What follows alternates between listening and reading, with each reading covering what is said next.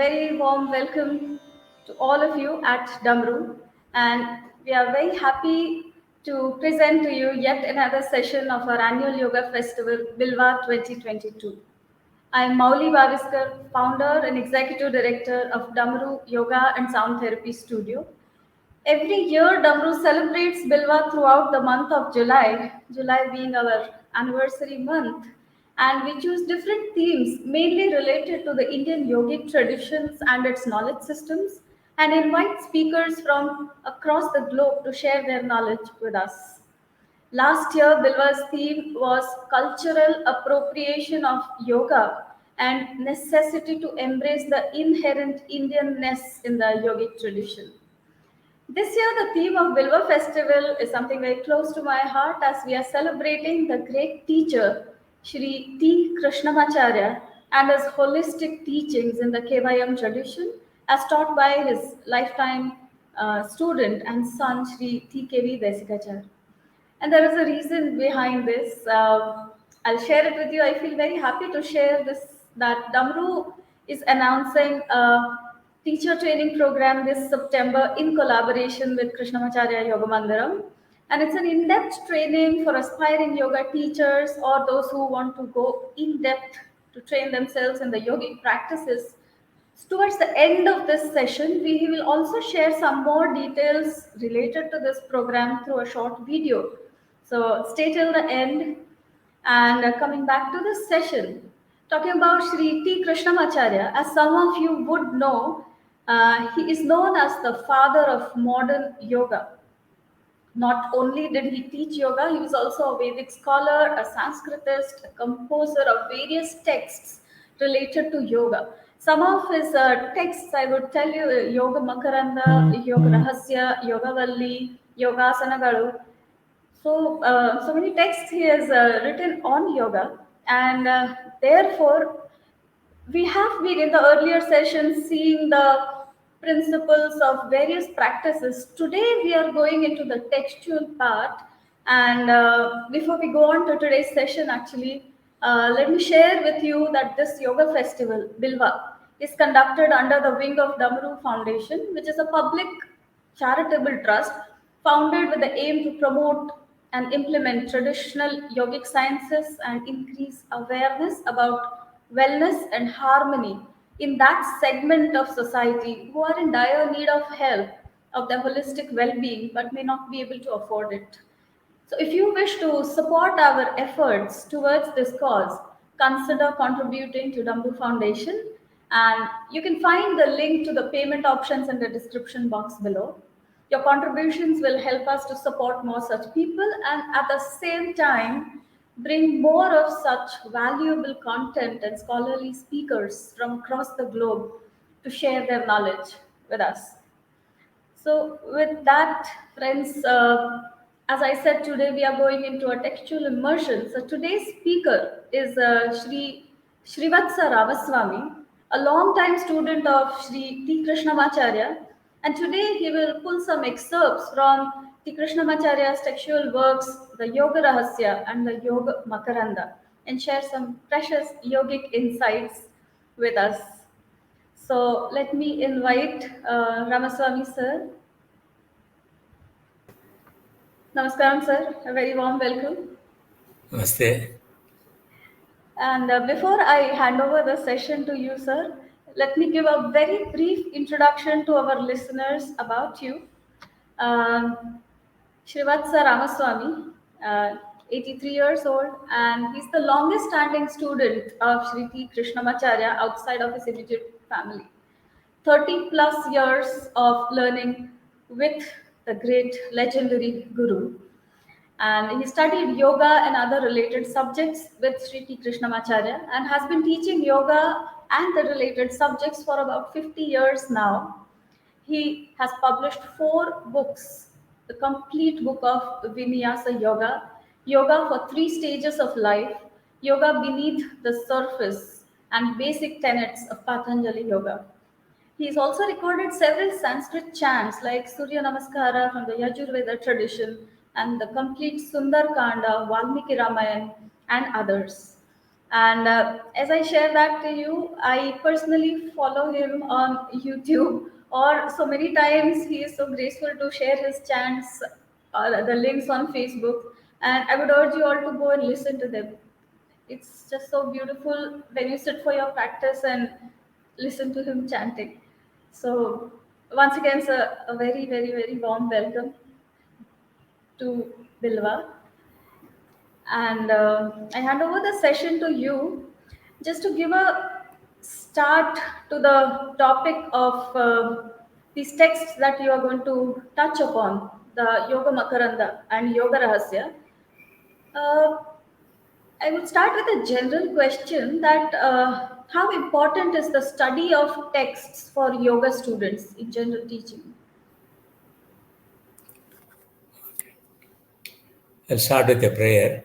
Om ஐந்து கரத்தனை ஆனை முகத்தனை இந்தின் இளம்பிறை போன்ற எயிற்றினை நந்தி மகந்தனை ஞான கொழுந்தினை புந்தியில் வைத்தடி போற்றுகின்றேனே யஸ்தக்த்வா ரூபமாத்யம் பிரபவதி ஜகதோ நேகதானுகிரகாய பிரக்ஷீணக்லேஷராசிர்விஷமவிஷதரோ அநேகவக்ர சுபோகி सर्वज्ञानप्रसूतिर्भुजगपरिकरप्रीतये यस्य नित्यं देवो हि सत्सवो व्यासितविमलतनुर्योगदो योगयुक्तः योगेन चित्तस्य पदेन वाचामलं शरीरस्य च वैद्यकेन योपाकरोत्तं प्रवरं मुनीनां पतञ्जलिं प्राञ्जलिरानतोऽस्मि आबाहुपुरुषाकारं शङ्खचक्रासिधारिणं सहस्रशिरसं श्वेतं प्रणमामि पतञ्जलिं श्रीमते अनन्ताय नागराजाय नमो नमः अस्मदाचार्येभ्यः सर्वेभ्यो नमो नमः.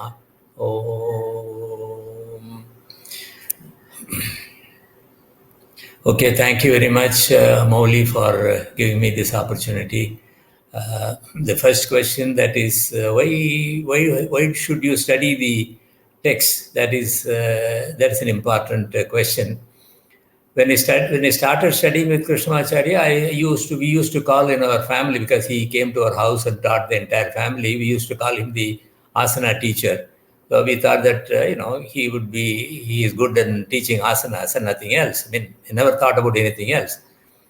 But then, as you study with him, slowly you start realizing that he was not just an asana teacher, he had something more to offer. So during the time when he had asana practice, when he lie down, for rest, he used to teach asanas. The moment you find that the student is a little out of breath, because the whole system is breath oriented, the moment he finds that your breathing is getting a bit short, he will ask you to take rest. And then once after a minute or minute and a half, you lie in Shavasana, and then once you recover your breath, you go back and continue with your practice. So this was during that 1 minute or 1.5 minute break. He would quote from various different texts. Sometime he'll quote from the Bhagavad Gita, sometimes from the Upanishads, sometimes from Sankhya, from Yoga Sutras. So you start getting, he started creating interest in you in other subjects related to yoga, not merely asana practice, but also texts associated with asana. Because yoga is not merely asana that you start realizing once you study with him. Asanas are good, but not sufficient. You need to have more than asana. Asanas are there, beautifully developed. The system is developed so that anybody who practices yoga asanas will be able to maintain good health all through one's life. That is a good objective. But then mere good health is not sufficient. Life is not made up of merely good health. Good health is necessary, but not sufficient. So yoga is a way of life, not only for the body, but also it stimulates lots of questions and then answers many of the questions that arise in our mind. They're like, who am I? What is the goal of life? And some of these questions that, every now and then arises in our mind, whenever we have got the time, we don't have the time to think on these lines. So these are answered by our ancient scriptures and texts. So Krishnamacharya slowly created interest in you. Not that, I went to him for studying this. Nowadays what people do is, after they retire from service, they go to a teacher, they go to a sannyasi, they go to somebody and then start studying the Upanishads, and then it's a scholarly discussion. And then many times we don't really develop an empathy with these subjects. But then the way Krishnamacharya approached during these periods was to create an interest in this. in these subjects, so that you know that they are necessary for you, they are useful for you. So that kind of an interest he create. And then afterwards, after I studied with him for a number of years, then he started saying that, you must study some texts, and then he started teaching the Yoga Sutras. Initially, he went through the Yoga Sutra step by step. Then you start realizing that yoga is not merely asanas. It has got a more holistic, approach for the welfare of an individual. That is possible only if you are able to understand the understand the philosophy, understand the thought process of the various yogis, and that you find in the various texts. So he started teaching the Yoga Sutras. Once you study the Yoga Sutras, you got a wider vertical vision of what yoga is all about. While, as I told you, while asanas are necessary, they are not sufficient. Then he started teaching about Yoga Sutra. Once we studied the Yoga Sutras, he used to go step by step, word by word, the word by word. He was a Sanskrit scholar himself, so he used to go word by word, and then we went through the Vyasa's commentary and all that. Then after we completed, he said, there are other subjects, because in the olden days people were not studying only one philosophy. They studied all the 6 Vedic philosophies. I'm talking about the Vedic approach, Vedic approach of yoga. So they would study all the 6 philosophies, but like Vaiseshika, Nyaya, Yoga, Sankhya, Vedanta, and then Purva Mimamsa. These are 6 Vedic darshanas. They used to be. In fact, Krishnamacharya is credited with having mastered all the 6 philosophies. Shad darshanas, all the 6 philosophies. So he was able to teach Yoga Sutras not merely from the point of yoga as a Yoga Sutras as a standalone text, but as a member of the entire Vedic philosophy. So that way then afterwards he started going into the Sankhya Karika. Then, that's a classic on the Sankhya philosophy. You understand yoga much, much better when you start studying the Sankhya, because Sankhya is the basis for yoga. And then once you study yoga and Sankhya, then he started teaching some of the, initially started the Bhagavad Gita, then he went on to the the important Upanishads like the Chandogya, Brihadaranyaka, Mandukya, Mundaka, Taittiriya Upanishad and all that. After he went, he will go through step word by word, word by word, and then explain them, And finally, then we went to the Brahma Sutras and all. It took a very long period of time. The whole approach is this. It's good to start with the asanas, but then if you want to get the best out of this system, you've got to study these texts, You can't, supposing you want to become a medical doctor, you can't merely go to the hospital, do a few procedures and become a medical doctor. You got to understand the human anatomy. You got to understand the various aspects of medicine. You go to school for 6-7 years before you are able to, really, because you have got to have a good understanding. Similarly here, the yoga is not merely about the body. It's definitely about the body, but also about the mind. It's also the mind. What are the aspirations? Human aspirations. All these factors are considered by these philosophies. So you get a more comprehensive, more rounded approach to life when you are able to study the practice your asanas, practice your pranayama, practice your meditation, then study the various texts, and finally you get an overall picture about this. So Krishnamacharya found it necessary that his students, those who are really interested, those who had the time, should not only study yoga, make themselves experts in yoga asana practice, but also in other subjects. So this is the background of studying the various texts. I think it is necessary. Everybody, after about 3 or 4 years of asana practice, they should slowly get into. There is so much to study. Just like every art in the olden days used to have to study for 7 years. So if you study intensely for 7 years, not only asanas but also the various texts associated with that, then you'll be able to contribute much better to your students. If you merely study asanas and teach, you can only teach asanas. That's not sufficient for the students, right? Students need more than merely asanas. That was the approach of Krishnamacharya. Okay. Thank you, sir. So that whole, they both complement each other. And the very good example you gave of a medical doctor, which makes it very clear why it is important to go both into the practice as well as the textual studies. Right. And so nowadays, these textual studies are generally kind of neglected by some, and they are more attracted to the physical practice part of it. And so I think it's very important for teachers to understand this. They work hand in hand. So the textual study as well as the practice part. So, like you said, you were going to talk about or excerpts from, or in context with these two texts of Sri T Krishnamacharya.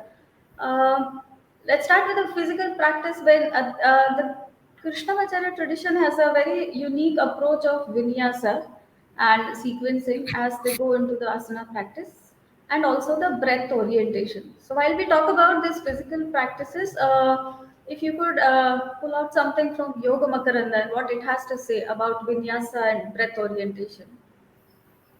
Yes. Yeah, actually, yes. What you say is right. Krishnamacharya's teaching of yogasana practice is different from the way we, it's generally practiced all over the world. Even though Krishnamacharya is very well known, his method of teaching asanas is not so well known. I'll tell you, when I was young, I was young some time back. I was young, I used to practice asanas because my father used to practice asanas before I met Krishnamacharya. When I was 15, when I met Krishnamacharya, before that, my father used to practice. I used to watch him, and then in the olden days, it's much easier. You see what your parents do, and then you try to do it. So as a child, it was much easy for me to do shoulder stand or Padmasana. It was all child's play at that particular time. But also all random practice, You just suddenly get into shoulder stand or do this. There is no organized, way of doing it. And then I also went to my school. I studied in Ramakrishna Mission School. There we had a yoga teacher, a Hindi teacher doubled as a yoga teacher. So a few asanas here and there. And then finally, when I was about 15 years old, my father met Krishnamacharya, and then, he invited him. And then my Krishnamacharya used to come to our house every day at 6 or 7 o'clock in the morning. And then we'll teach the entire family, my brother, my mother, my father, my sister, and myself. All of us used to 7 to 8 in the morning. So the first day when he came and started teaching, he asked us to stand in Tadasana, keep your feet together. He said he used to call it the tree pose, keep your feet together, ankles together. Those instructions, you stand. All of us were standing, eagerly expecting what he was going to say. And then he said, the first instruction he gave her, inhale, raise your arms. He didn't say, move your arms, just to the PT classes. He said, inhale, raise your arms, and then show. So he would say, right, inhale,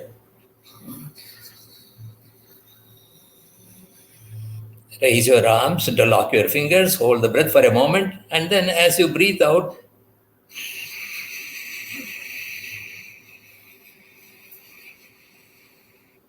so that was the beginning of using of the breath in asanas. And from that time onwards, for about number of years, this is how I practice, this is how I teach. So he introduced breathing in the first instruction was not on movement. The first instruction itself was on breathing. So he would say inhale and exhale, and then he showed it. And then the synchronization of the breath with the movement. And naturally, you can't do it without the mind also getting engaged into it. So this went on for some time. We studied a number of asanas. I studied them for a number of years.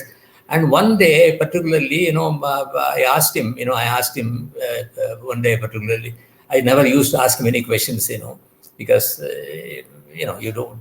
So one day I asked him, you teach asanas with breathing.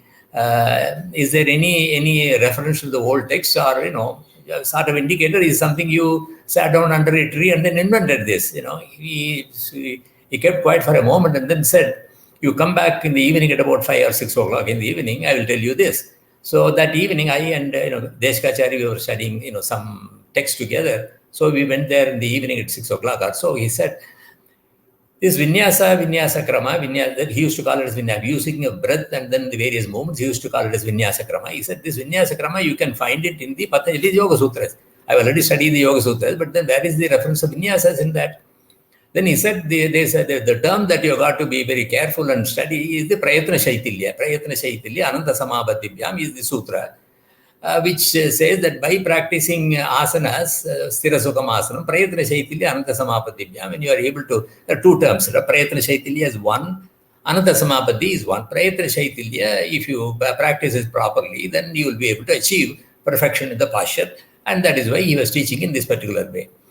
That was all what he did. So he quoted a shloka, I noted it down and all that. I came back, and then I started looking for Prayatna Shaitanya in Patanjali Yoga Sutras. Most of the translations, Prayatna means effort. Shaitanya is to make it smooth. So ease into the posture. I tried to do ease into the posture. The more I tried to ease, I become more tense. There should be something more to it than, And then you must understand these texts were written several years back, several centuries back. So you must understand the word prayatna is a very common word. Everybody uses it. In almost every language in India uses the word prayatna. Prayatna means effort, right? Prayatna means effort. In Tamil, we use the word prayatna. It's a very common Sanskrit word used everywhere. So the word, the prayatna here, we should understand what it means. If you go to the old text, the what you call the sibling philosophy called Nyaya, they explain prayatna. Prayatnam trividham proktam. Prayatna is 3 types. Trividham proktam. Pravritti, nivritti, jivana prayatna. I want to take a little more time to explain this, because otherwise, what happens, people, I want to take a little bit time and explain this. Okay, prayatna. So prayatna here, according to the Nyaya philosophy, is one of the sibling philosophies of yoga. It says it's of 3 types: pravritti, nivritti, jivana prayatna. What is the pravritti? Pravritti is activities that we do, or the brain does to get what it wants, right? So we all go about, or get up in the morning and then do things, go to work so that we can make money, and then raise a family and all that. That's pravritti. Sometimes you use the word pravritti for one's own avocation. What is the word? Pravritti is the activities that you do to get what you want, and nivritti is the activities that you do to get rid of what you want. Supposing I get a severe headache, what do? I go to a doctor, get some pills, and then so that activity to get rid of my headache is nivritti. Nivritti from headache. These are the 2 activities. If you look at our life, all our life we go through these things. We try to get what we want, we try to get rid of what we don't want. So pravritti and nivritti are the 2 main activities. In addition to that, what does the brain do? In fact, this is what the animals also do. See, supposing you go near a cow and then offer a basket full of green grass, it will come to you. On the other hand, if you take a stick, and it will run away from you. It knows what is good for it and what is bad for it. So that's how we also operate. If you go, if you see somebody, some friend, you like him, you go to him. If you see somebody whom you don't like, you run away from them. So these are the way we go through our life. There is another important activity of the brain, which is known as the jivana prayatna. What is the jivana prayatna? Jivana means life. Prayatna means effort, right? In addition to doing all these things, 24 hours per day, every day, for 7 days a week, all through your life, brain has to maintain life. So the word prayatna in this context does not refer to pravritti or nivritti, it refers to jivana prayatna. In fact, Sankhya explains this, samanya karanavritti, vishesha vritti, samanya vritti. The 5 chitta vrittis Patanjali is talking about refer to the activities of the mind. There is one activity which the brain will have to maintain the breath. Life force will have to be maintained. So jivana prayatna. So that is what. So in the context, prayatna shaitanya, it refers to jivana prayatna or breath. So what it means in jivana prayatna shaitanya is in the breath. Prayatna refers to the jivana prayatna or breath. Shitila is the next word. In fact, then I happened to come across Krishnmacharya's book, the YogaRahsya YogaMarkanda. Unfortunately, I don't know Kannada. Because I didn't know Kannada, I didn't take the trouble to go through it. Later on, I came across a translation of that. In that, Krishnamacharya refers to vinyasa. Many people are asking me, what is vinyasa? Please refer to the Vachaspathi Mishra's commentary on the Patanjali's Yoga Sutras. All right. Vachaspathi. So it's a beautiful explanation of Prayatna Shaitanya. And then he says that there is Samsiddhika Prayatna, Sharira Dharaka. That's what he says. Samsiddhika means innate, something which is innate in something. Samsiddhika Prayatna, the innate effort in every brain is Sharira Dharaka. What is the Sharira? Sharira means body. Dharaka is to hold. What holds the body? The life force holds the body. The moment prana leaves the body cannot stand, it collapses. So the word Sharira Dharaka in the olden days refers to prana. So Samsiddhika Siddhi, so prana keeps on working involuntarily. You don't have to think about it. It keeps on working. Even science will tell you that it's an involuntary function. Breathing is an involuntary function. It can be brought under voluntary control, but basically it is an involuntary function. So Samsiddhika Prayatnaha Sharira Dharaka. And then while practicing asanas, then so this samsiddhika, the prana can be divided into two. One is called swabhavika prayatna. I'm sorry, I'm taking too much of time. I want to tell to somebody. Swabhavika prayatna. The other one is shitila prayatna. What is swabhavika prayatna? Swabhavika means uncontrolled normal breathing, right? When you are running, normally you are not controlling the breath. It is involuntary breathing. Science also will tell you involuntary and voluntary. But then the shitila prayatna, shitila used to make it smooth. How can you make a breath smooth unless you control it? So shitila prayatna refers to controlled breathing. Swabhavika prayatna refers to the normal uncontrolled breathing or the involuntary breathing. So according to him, he says that while you practice asanas, that is Vajrasthiti Mishra, while you practice asanas, swabhavika prayatna should be stopped, and then you must make it shitila prayatna. What is the shitila prayatna? Controlled breathing.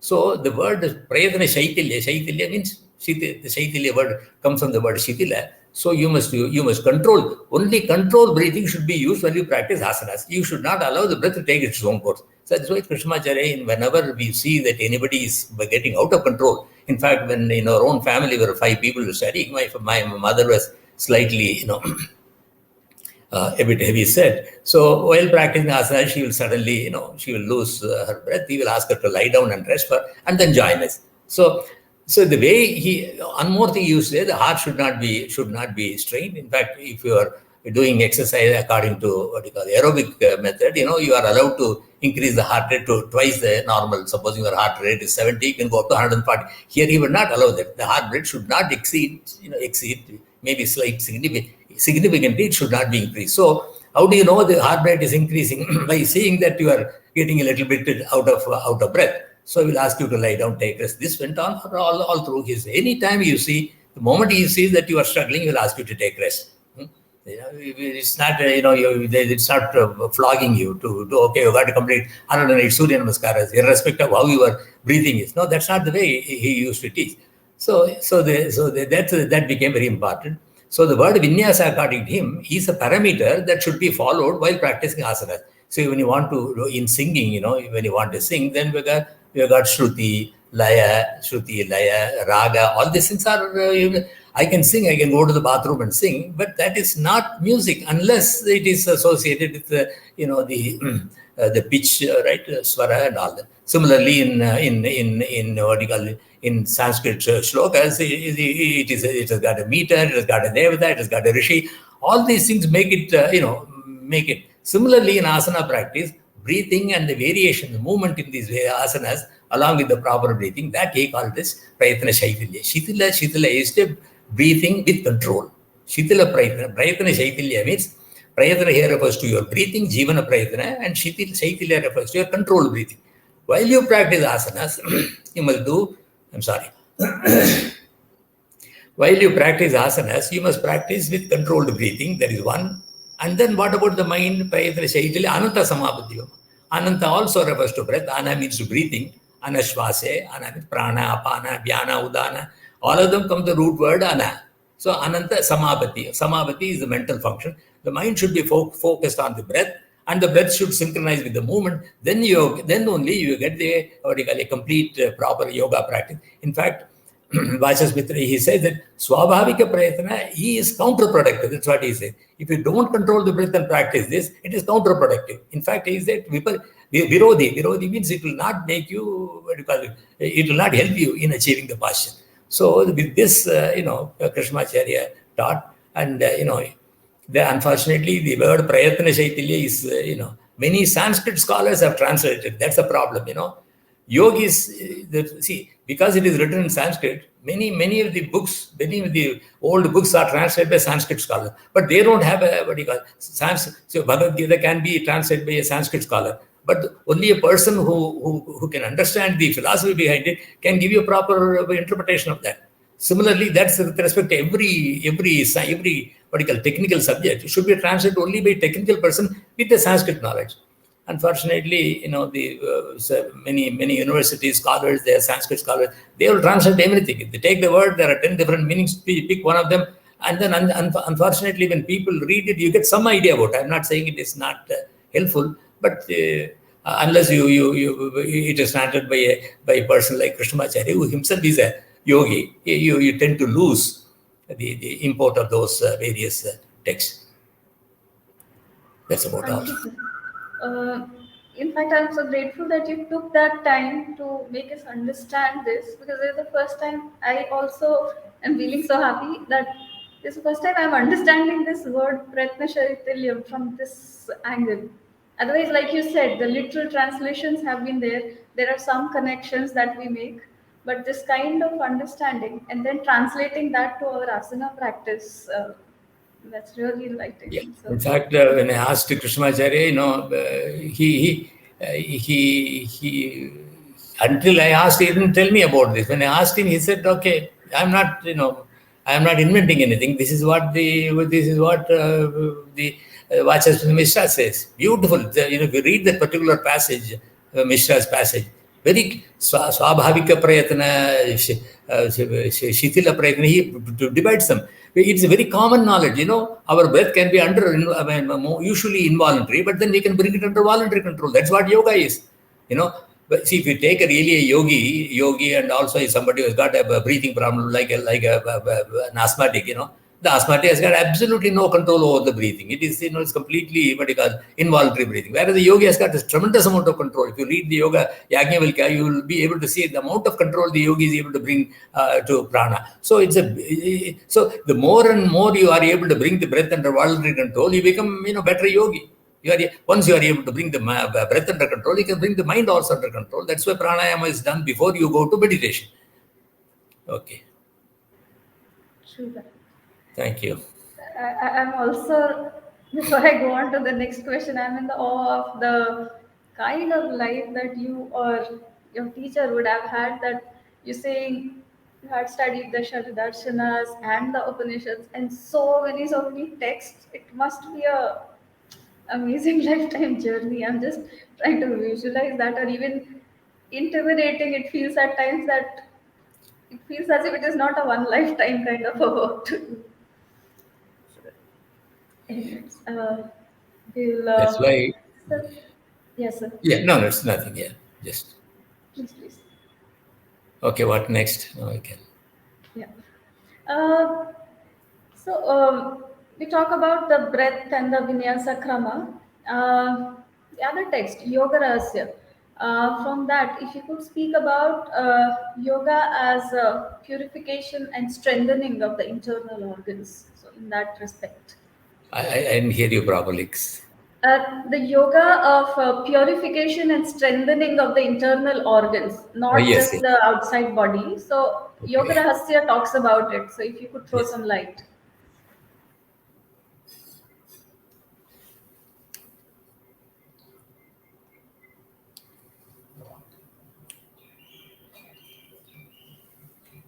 Actually, if you see the YogaRahsya, YogaRahsya, that shloka is Shart Kaushikim Shariram Hi Gadyate Munibihi Sputam Swashakosha Annakosha Tata Mutra Malatmakau Rajo Hridaya Viryatmako Cheti Shoda Koshasya Samsitihi. It's a very important shloka in Krishnamacharya's YogaRahsya. Now, I will tell you one thing. Nowadays, there is a lot of interest in yoga therapy, everybody. In fact, there are some people who after they go through the yoga therapy program, they wear the white, doctor's coat, and then, it's good. It's a good that. But then, in Krishnamacharya himself was very well known for his as a therapist, right? Many people used to come to him both for physical and also psychological issues. They used to come to him. He may give some instructions about it. He may quote a few slokas from the Bhagavad Gita or in their own religion or anyway. So depending if you believe in God, then he will appropriately instruct you. If you have difficulty with that, he will again be able to tackle with you. See, he used to respect the the individual's dispositions and then try to help them. So, but then but if you really look at the maximum benefit that you can get from yoga is through pranayama and the bandhas, pranayama and the mudras. That is why in Hatha Yoga, you got not only asanas, but also pranayama and mudras. Unfortunately, we give a lot of importance to asana portion, very little to pranayama. And those people who give importance to mudras are merely using it as to show off. I can do Mauli, I can do Dhyana Bandha, without knowing what it does. Right? They are not, vague, procedures so that I can show off. So, Krishnmacharya, in this particular, he wrote, according to the old text, right, the Sharira, human body, is said to be Shat Kaushika. Shat means 6. Kosha means bags or Shat Kaushika Sharira. This body is made up of 6 koshas. And each kosha is a center to, central to a subsystem, right? If you take the heart, it is called Hridaya Kosha. Kosha means a bag, heart is like a bag, you got a pericardium, the organ is inside, and it is a center of a system called the Rakta Sanchara, according to the yogis. If you call it in English, we'll call it as the circulation, this is circulatory system, Rakta Sanchara they call it. Then we got another kosha called the Swasha Kosha. Swasha means to breathe, the breathing bag, which are the lungs, and they are also in a bag, like they're contained in pleura. It is contained in that. So even though the heart and the lungs are in the same, very close to each other, but then they are separated by they are individual things, like beautifully packed. 2 different things are packed, like oranges and apples are packed, differently, they are different. Yeah, and then you go to the third kosha. These are 2 vital koshas in the Vakshasthala or the chest, Hridaya Kosha and Swasha Kosha. And then when you come to the abdominal region, we got the next kosha called the Anna Kosha. Anna means what? Anna means food. The food bag, the Anna Kosha, the stomach is a bag, it contains all the, it is able to contain all the junk that we put in and then try to digest it. So that is, and it is the center, it is the center of the digestive system. Anna. You got other things along with that. The liver is on one side, the pancreas is on side, all of them are in the same region. Then we go to the pelvic area, we got 3 more important koshas. One is the Mutra Kosha. Mutra means urine. Mutra Kosha, the bladder is the one. Some people call the kidney as the Mutra Kosha. In Tamil, they call it Mutra Kai. The kidney is called the Mutra Kai. So then it is the center of the urinary system. Then we got the Mala Kosha. Mala Kosha means the excretory system. The mala, the large intestine is like a long tube. It's also a kosha. Only thing is shape is different. And finally, we got the Garbha Kosha. What is the Garbha? Garbha is the fetus. Garbha means fetus. Kosha means bag. Fetus bag or the uterus. Uterus is the next one. And it is the center of the reproductive system. And then in the males, we got the prostate. So these are the 6 important koshas. Short kosha. It is not written now. It is written hundreds of years back. So the olden day yogis and also people who studied the human body, they knew about the 6 important koshas in the body. Then according to Krishnamacharya in this, he said that if you can keep these 6 koshas in good condition, in purification, don't allow them to accumulate mala. That's why purification. If you are able to keep it pure, then you will be able to maintain good health, right? So purely from the health point of view, he says you got to exercise. The asanas and vinyasas that you practice are mainly for the skeletal muscles, right? Various skeletal muscles, your biceps, triceps, and things like that. But then when you want to go inside your body, there are lots more muscles are there, lot more organs are there. They should be also require attention. That's why yoga is called Sarvanga Sadhana, according to my guru. Sarva means all, Anga means all parts of the. You don't deal only with your triceps and biceps, but you also deal with your heart. You also deal with your brain. You also deal with your stomach, the various pelvic organs. So they should be taken care of. Normally we don't take care of that. The yogis took care of that. And then number of procedures available in yoga can be judiciously used to access these organs and then exercise them. For instance, the organs in the thoracic region, especially the heart, heart responds to breathing. Why? Because the heart is kept in the same thoracic cavity. So when you do deep inhalation, what happens? The chest expands. It creates a negative a partial vacuum in the chest, and that helps you to draw the venous blood towards the heart. So the heart is able to get a better venous return, because one of the problems, circulatory problems, is the lack of proper flow of venous return to the heart. So that is supposed to be done. So that is why when you do vinyasa practice, when you do a lot of exercises, you turn, twist and all, you squeeze all the muscles. When you squeeze all the muscles, a lot of used blood is squeezed out of the muscles. They go to the venous system. Then venous system, from there, when you do deep inhalation, exhalation, along with the asana practice, you are able to suck blood to the heart. That way, the heart is helped. So there are other procedures. In fact, there's one theory that, according to Krishnamacharya, that over a period of time, all these organs are inside the body. The heart, lungs, they are all inside the body. They are attached to the body through, again, tendons and muscles only. And muscles also lose their tone over a period of time. Look at my face. Look at my photograph 30, 40 years back. There's such a difference. The same thing happens inside the body. Inside the body also, the muscles of the heart, they become, lack. And then the muscles support the heart also, they lose their tone. And then what happens, according to Krishnamacharya, he will say that if the organs are displaced from their intended position, they become inefficient. They become less efficient. So heart becomes, it may not be perceptible. It's a common phenomenon. So many people, you are familiar with the hernia. That's because of the slackening of the muscles. Similarly, the prolapse of the uterus, many women are familiar with that. Prolapse of the uterus, that is because of so these muscles will have to be kept in good condition, And then he says that inversions were invented by the yogis so that on a daily basis, you put those organs back. This should be, please don't take it lightly. This is something Krishnamacharya used to insist upon. Every day you should practice for a sufficiently long time, 5 minutes or 10 minutes. If you stay there 5 to 10 minutes, initially the muscles are tight, then slowly they relax. And then, and then in that period, do a long Bahya Kumbhaka. And then in Bahya Kumbhaka, do the Uddiyana, Moola Bandha and Uddiyana Bandha, so that the diaphragm will be able to go into the thoracic cavity. And according to science, the heart, the pericardium, the covering of the heart, is supposed to be attached to the dome of the diaphragm. So in that way, you are able to. How do you access the heart according to the yoga? Through the diaphragm, through the Uddiyana. How do you do that? Uddiyana Bandha, Kapala Bhati, Uddiyana Bandha in Sirsasana and Sarvangasana.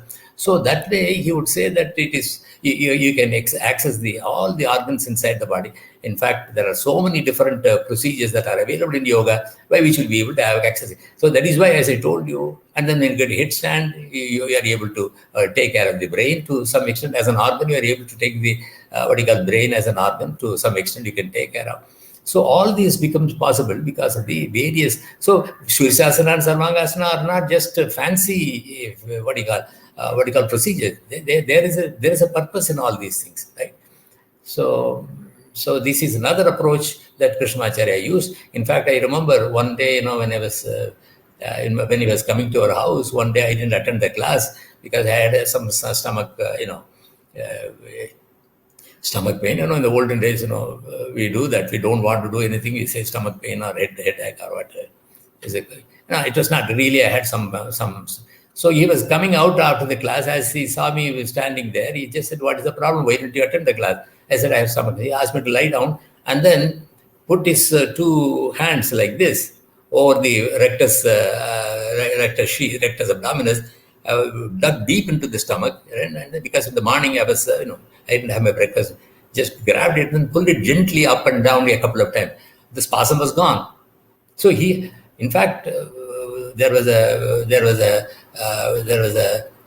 neurosurgeon in India, in Madras at that time. He used to know Krishnamacharya well.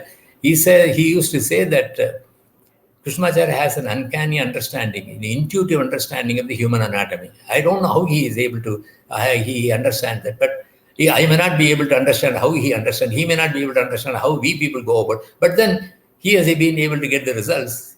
That's what. So these are old science. Yoga has developed. Hatha yoga has developed in such a way that it can take over the entire body, right? Such an in-depth study is required for all this. Like you're saying, what we see around is yoga for biceps and triceps and fancy looking postures, but not going in depth. So, also one thing that came about, surprisingly, the Shad koshas that you talked about, it did not include the brain. It was from thoracic and the abdominal and the lower abdominal cavity. But then brain is not in a kosha. No, Actually, it is yeah, floating. yeah. Actually, then for the abdominal and all the pelvic organs, then the long exhalation, rechaka, and then the moola bandha, uddiyana bandha. There are number of abdominal exercises are there. Agni sara, bhatya, varasara, vanni sara, and then they got the moola bandha and uddiyana bandha. Then there are some postures which are very very useful, like your what you call marichasana, and also the Ardha Matsyendrasana, Matsyendrasana, they work very well for the what you call lower pelvic organs. So, I mean, I couldn't cover everything at the, in this session. I just wanted to indicate to you that yoga merely was not with a few asanas for the skeletal muscles, but they go very deep inside the body. It takes care of all the organs in the inside the body, right? So, what about the brain? Yeah, brain should be approached as an organ. Brain as an organ, so that the brain is helped by two asanas, the headstand and the shoulder stand. In headstand, I mean, there are studies where headstand, what happens is when you stay there for sufficiently long time, 5 to 10 minutes or so, the the cerebral fluid, that's able to enter into the third ventricle and then gently stimulate the pituitary gland, and a small extra amount of hormone can be excreted, and that is going to stimulate. So people who have people who have got more prominent parasympathetic body, like yoga, they will call it tamasic, then headstand will be helpful. They will stimulate the stimulate the adrenal gland. On the other hand, there is another posture which is called the shoulder stand. It is also a variant of headstand. Headstand is you keep the top of the head on the floor, whereas in shoulder stand you keep the back of the head on the floor. Otherwise, both of them are should be considered as one. So in shoulder stand, what happens? They say it stimulates the vagal nerve, and that is going to slow down. So people who are highly strung, and then highly rajasic people, shoulder stand will be helpful. Headstand will be helpful for people who are more tamasic. And then finally, pranayama is supposed to stimulate the central nervous system. So that will stimulate the sattvic aspect in individual. So like that, there's a lot of logical theories are developed about this. So headstand and shoulder stands are very, very useful for the brain as an organ. And then how to use the brain, then you go to meditation. Once you get to meditation, you are then meant the brain has got, the chitta has got different functions, So you try to make the brain more and more ekagrata, one pointed. That for that you get the Raja Yoga approach, the Antaranga Sadhana will be very helpful. True. So actually, you talked about the purification and strengthening of the internal organs in the physical body. Yes. So now when we come to internalization or contemplation, not just the physical body. So when we talk about Swadhyaya and also therefore related to that, the Vedic chanting, what does YogaMarkanda, the text, has to say Yes. about Swadhyaya and Vedic chanting? Actually, Krishnmacharya, I think, after some time, after he taught some of these texts, he one day and said, in fact, I had learned Swadhyaya literally means, according to the Vedas, there is one chapter in the Yajurveda called Swadhyaya Prakarana, one chapter on that. It describes the efficacy of Gayatri Mantra, beautiful chapter. That's called Swadhyaya Prakarana. Swadhyaya is a Vedic word. So Swadhyaya refers to study of the Vedas. That's even though Patanjali uses it Swadhyaya, if you are not interested in studying the Vedas, then you must at least study the texts which subscribe to the authority of the Vedas, like the various Puranas, various Dharma Shastras, the Yoga Sutras, the various Darshanas and all that. So Krishnamacharya, and then with respect to in the olden days, because most of these, the Vedas were not written, they had to be gotten by heart. So Swadhyaya became a very important aspect of studies in the olden days. They were the people who study the Vedas, get the whole thing by heart, and then transmit to the next generation, and then to the next generation. That's how it was carried. Now you find everything in in Google and nobody reads it. That's a problem. So, Krishnamacharya would say that Swadhyaya is in a broader sense, not only studying chanting, but also understanding the meaning. Swadhyaya is not merely chanting, but also understanding the meaning of these terms. So he would ask you to, so for that, first of all, he'll teach you he taught number of chapters from the Veda. We belong to in South India, most people belong to the Krishna Yajurveda. Krishnamacharya also belonged to Krishna Yajurveda. My family belongs to Krishna Yajurveda, so it became easy to study with him. So he taught number of chapters from the Krishna Yajurveda, like, the Surya Namaskara mantra, then the Kushmanda Homa, the entire Taittiriya Aranyaka, all the chapters except the 6th chapter. Then he taught the Taittiriya Kataka. So all these things he taught, and then he went on to teach the various subjects. So Swadhyaya is another important thing. According to him, when he chant every day, even for 10 minutes, the Vedic chants, if you chant every day, then he would say that the Vedic sounds are created in such a way that it will create create the various chakras to to rotate properly. Right? It will create the proper vibration in the various chakras. So once the chakras are vibrating in a proper way, then the mind also is going to be proper. So in fact, I have found that when you chant for about half an hour, and then your mind is absolutely calm after some time. So if you make it a regular practice, it's going to be very, very useful. So chanting became very important. So I spent hundreds of hours studying chanting, because at that time there was no recording. I got to go to him. Even every passage you have to study 10 to 15 times before you are able to chant by yourself. So it took a long period of time. But then time was not a problem. I had nothing else to do. So I will go and study with him. You've done many long hours of recording with All India Radio and then with some music companies, but you've contributed a lot to. You have contributed a lot to Yes. Bringing Vedic chants to us, because you've recorded long hours of chanting. Yeah, later on, because when I studied with him, he wouldn't allow me to record it or anything. I didn't have it.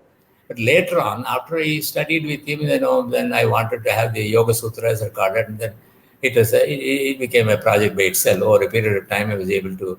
The recording company was interested, and then I went on doing it. It was a lot of fun doing it. You had also done that on All India Radio, right? Yes, yes. Then.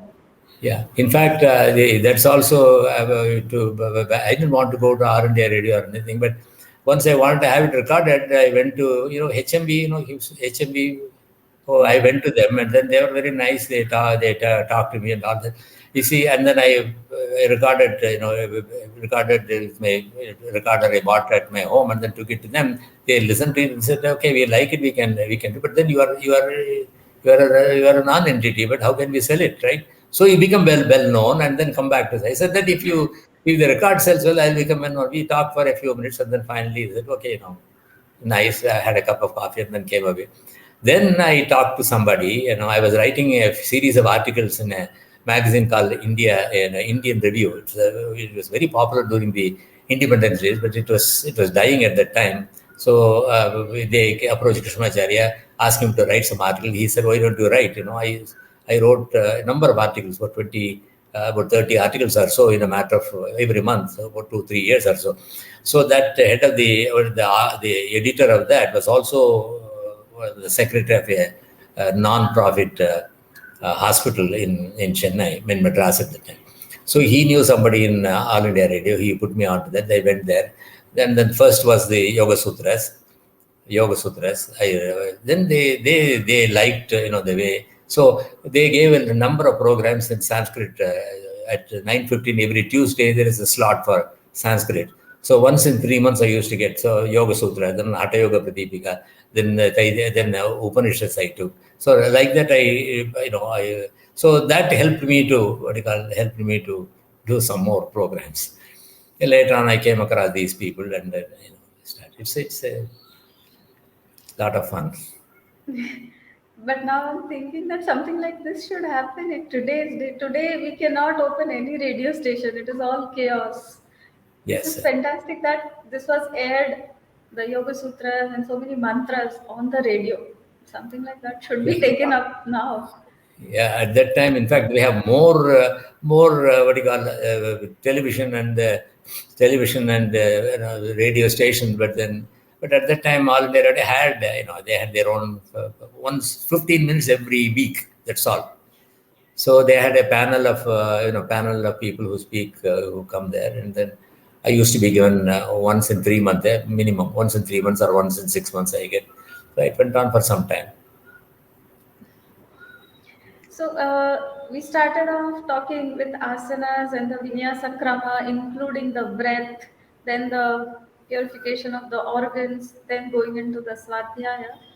All of this process, probably now when we see more women are getting into these kind of practices, but back then, so how would T Krishnamacharya deal at his time yoga for women? I think in YogaRahsya he's expounded on that. So if you could throw light how the shift came about.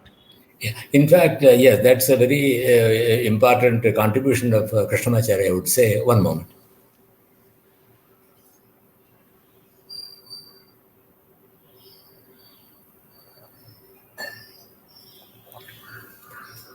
In fact, when I was studying with Krishnamacharya, then I used to teach the summer camps, run by Yoga Brotherhood. They used to visit different places. So I used to go there during the month of July 15th to July 15th to August 15th is a month where in South India they don't conduct marriages. That's not there won't be any marriages. So the marriage halls will have free.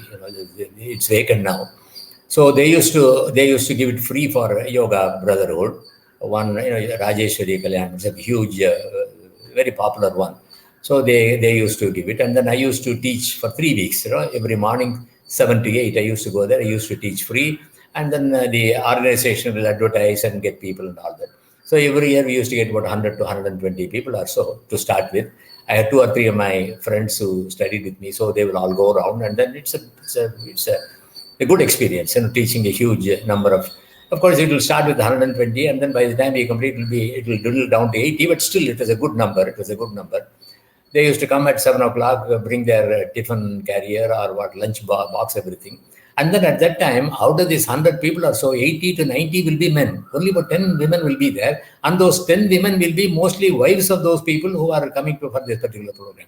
So there was not much interest for women at that particular time. And, not much interest at that particular time. And then I don't know, but things changed. Then Krishnamacharya started teaching, and then Deshikacharya started teaching a number of women, and Krishnamacharya also had some women students, and at a particular point of time, he said that, he started teaching Vedic chanting to women because he said that, men are not studying the Vedas, so at least women are interested in studying the Vedas, let us teach them. And there is no bar on teaching Vedas to women. He used to quote from the Vedas. There is one mantra in the Surya Namaskar, Sriyasatihi Taume Pugumsa Ahu. That is, accomplished women at that time were allowed to wear. It is up to the women to show interest, right? If they showed interest, and then they were not prevented from studying, and then Taume Pugumsa Ahu, they were considered on par with men scholars at that particular time. So it is a clear indication that there was no ban on it. Maybe culturally, they were not encouraged. That's a different thing. But there is no bar on studying the Vedas, and especially the yoga also. So at that time, as I told you, but then Krishnamacharya is slowly interested. And then once it became more popular in the West, more and more women came. And then this influence has on India. And then nowadays, more and more women. In fact, nowadays I teach, more women come to the class than men. Men are getting more lazy, whatever. So these are the so Krishnamacharya made a big difference. He said that he also in YogaRahsya he mentions about women, the need for women to practice yoga. I mean, people should not mistake. What he says is women have an additional responsibility. Apart from men, they can go to work, they can do anything. But in addition to that, many women want to have children. If women want to have children, they must be healthy. Unless women are healthy, they will not be able to give birth to healthy children. So they have an additional responsibility to maintain good health, because men men can maintain good health by the practice. Even if they don't maintain good health, it doesn't matter, Whereas women has got additional response. That's what he said. He didn't say that. He didn't want to say that. So if you prefer to, if you want to have children, you must be healthy. Unless you are healthy, and then once you are healthy, you must take care of the pregnancy according to yoga. So he came out with a number of shlokas. I don't want to go through that. We have already taken a lot of time. If you want, you can go through the YogaRahsya. He talked about the various yoga procedures that should be done during Garbha Vinivriddhi. Vinivriddhi means proper development of the fetus. These are the various asanas you should do. Pranayama, these are the things. And then how to keep the mind calm. These are the various things he's talking about. He's not, you must understand that, he's not encouraging people to have children. He's not asking women to have children. He says, if you prefer to have children, then you've got an additional responsibility. Maintain good health, proper development of the fetus, so that the future generation will be good. Now, unhealthy women, they will be getting children, the entire society is going to suffer. Suppose I don't have proper health and then I get 4 or 5 children as in the olden days. What happens? 5 children who, it's not, I've abdicated my responsibility. So that was the idea that he had in mind. And he also said that Vedic chanting studies also should be done with men, so that many times what happens, men are busy with their work, so women should be able to, nowadays of course women work, but I'm saying in that particular time, they'll be able to bring up the children, so that they'll be able to teach them about other things other than merely going to school and eating food and all that. They'll be able to say, this is what the Bhagavad Gita says, this is what this says. So this kind of information can be given by both the parents, both the mother and the father can teach to the children. So that was his approach. And then he, as I told you, he taught. So that is the reason why he said that women should. And then yoga also was talking about, when you nowadays, if you don't want to have children, there are a number of methods. Some chemical methods are available, mechanical methods are available, surgical methods are available. At that time, those methods were not available. So yogis were able to develop procedures by which, you can temporarily have stop a pregnancy. Like Pasha. In fact, there is a beautiful shloka, Pasha Asanam, Yoga Nidra, Garbha Pindancha Badrakam, Vatsendrasana Kete, Sarva Garbha Nirodhakaha. Garbha Nirodha means contraception. So you are able to. So what he would suggest is, supposing a girl gets married and then she gets a child, and then she wants to space children. So the older days, no other method available. So you regularly practice these yoga procedures. So during the time you practice these procedures, you will not become pregnant. Then when you want to have a second child, you can stop these practices and then go ahead and do those practices that are helpful for the proper development of the fetus. So this idea of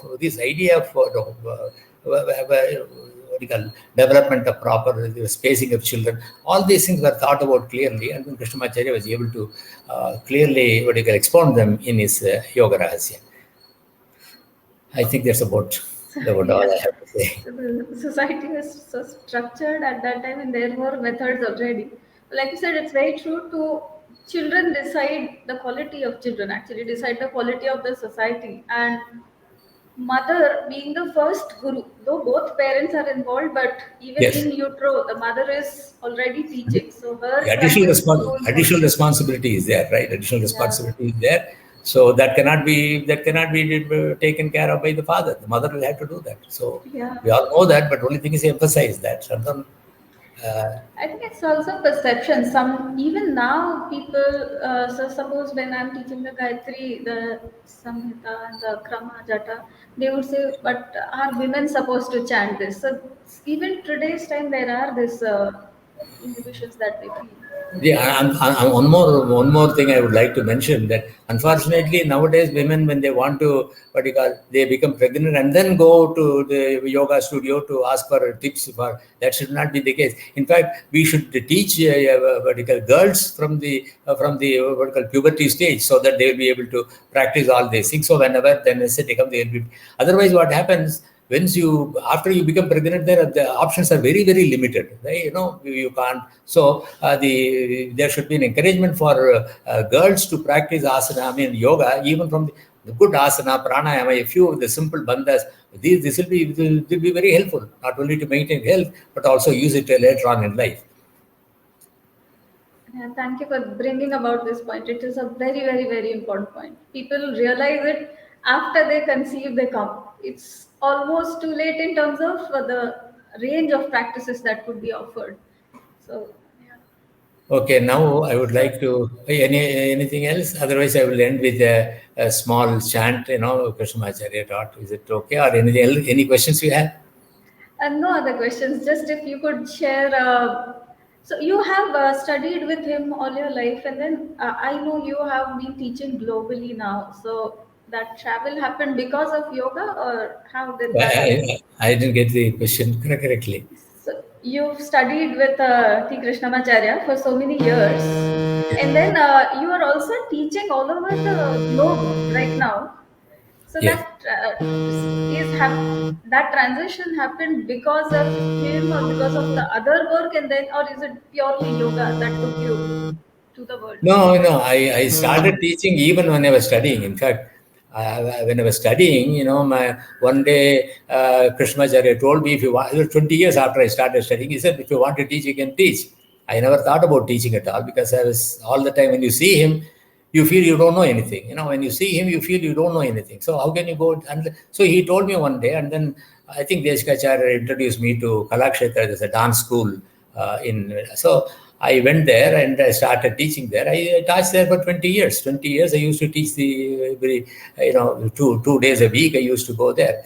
So I used to teach the girls. All of them were mostly were girl students there. Very, and then many of them actually helped me to what do you call in my book postures were their postures. Uh, and then later on, I started after I retired when my children. Then I started okay, keep me quiet, let us go and teach, and then I started teaching. So it has kept me fairly busy, so So, that so I don't have to allow the mind to wander. So something focused, more focused. no, you are truly, truly inspirational. I keep following you, your teachings and all, and it's amazing. So, as we close the session today, one particular thing you would want to share about your experiences with T. Krishnamacharya, because very less people are now there who are actually sir students. So, What I would say is Krishnamacharya was never held back anything. He would like to give whatever. But the problem was the student. I should be able to take it. You see, patra they call it. I can take only so much.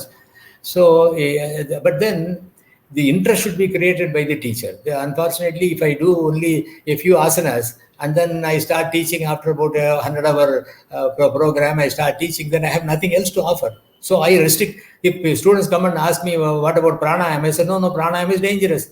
If I don't do headstand or shoulder stand, if a student comes and asks me, so I should expand my own, what do you call it? I should keep on studying. I should keep on studying. And then if I got questions, ask them. So a lot should come from the individual. Lots, even Krishnamacharya cannot teach somebody if the student has got no interest, right? So the student must show interest, and then go to a good teacher like Krishnamacharya. We go to. Fortunately, he developed interest. Not that I had it. He developed the interest in you, and then he had everything. In fact, I will give you one instance. When I was studying with him, one day I went to what do you call, Maharshi Mahesh Yogi. At the time, he had just started. He came to Madras for the first time. Before he went worldwide, he first came to Madras, and then there was a meeting, and my father said, "Why don't we go and listen to him?" So we went there, and then next day I told Deshkacharya, I went to Mahesh Yogi. He said this, he said that, and all that. He smiled and kept quiet. Next day, went to the class. The first thing he said after prayer, "You see, Ramaswamy, you see Ramaswamy. I know what you need." He didn't say, "I know what you want." I know what you need. If you go around shopping like this, then I will have to spend more time trying to clear all your unnecessary doubts. Please stick to me. I will teach whatever you. I stuck to him. And then that's one. Can any teacher advise like this? You stick to me, I will teach everything. Unless I know everything, I can't say that. So I think yoga is a very, very rich subject. So everybody should study, should expand your understanding of the subject so that you'll be more productive. You'll be able to, what do you call, to help the next generation of teachers. A lot depends upon the teachers. You got the entire lifetime. Many people spend their entire lifetime as yoga teachers. In that case, then you should also take the responsibility to what you call to accumulate more and more information about yoga, more experience, and then So that in fact, when I went to Krishnmacharya, every day I go, there will be something new, some new information. I used to come refreshed. There will be something new he will say. Do I have that capacity? I should develop that. Okay. Before closing, I will chant for a few minutes, and then we'll close.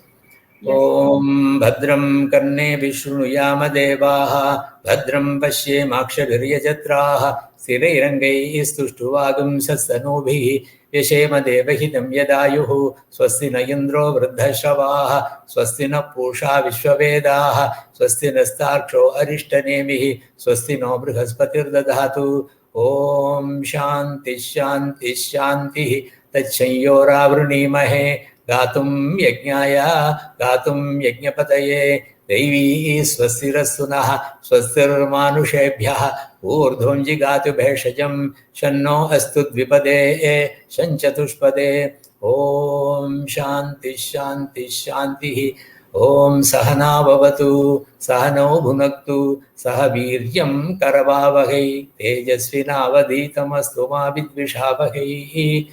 Om Shanti Shanti Shanti Hari Om.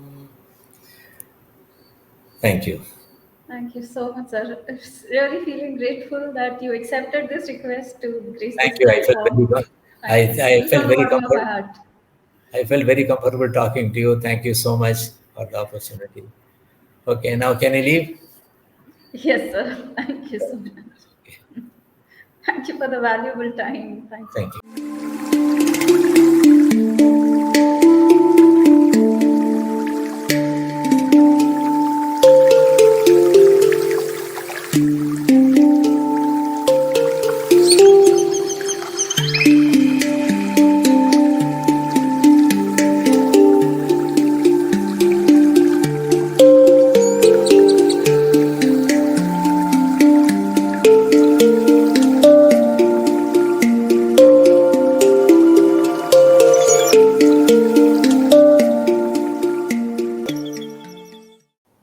Namaste everyone, a very warm welcome.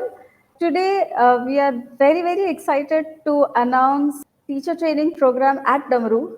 This teacher training is happening at Damaru in collaboration with Krishnamacharya Yoga Mandiram. So I'm so happy to invite Ms. Nritya Jagannathan. She is the director of 𝐾𝐸𝐻 Institute of Yoga Studies. And I just hand over to her because she's the best person to explain you what exactly we are getting into. Shri Gurubhyo Namaha, Namaskaram. On this occasion of Damaru's anniversary, it gives me great joy to announce on behalf of the 𝐾𝐸𝐻 the upcoming Yoga Teacher Training Certificate Program offered by the Krishnamacharya Yoga Mandiram in collaboration with Damaru Studios, Ahmedabad. This is the first time that this very intensive teacher training course comes to the western part of India at Ahmedabad. As many of you may be well aware, the Krishnamacharya Yoga Mandiram is a world-renowned center founded by Sri T Krishnamacharya in 1976 as a tribute to his father, teacher, and legendary yogi Sri Krishnamacharya. Founded as primarily a center for yoga therapy, over the years, the 𝐾𝐸𝐻 also has acquired fairly solid reputation for its training programs, both in yoga studies as also healing chants, as these are fundamental even to the process of application of yoga tools. In this context, Krishnamacharya Yoga Mandiram and Damaru come together to offer you this 800-hour yoga teacher training program. 800 hours is inclusive of both the classroom and non-classroom hours, including personal study, project preparations, assignments, observation, internship, and so on. This program follows a syllabus that has been designed by the Academic Council of 𝐾𝐸𝐻 following very closely the guidelines laid down by Sri T Krishnamacharya when he first conceived this program.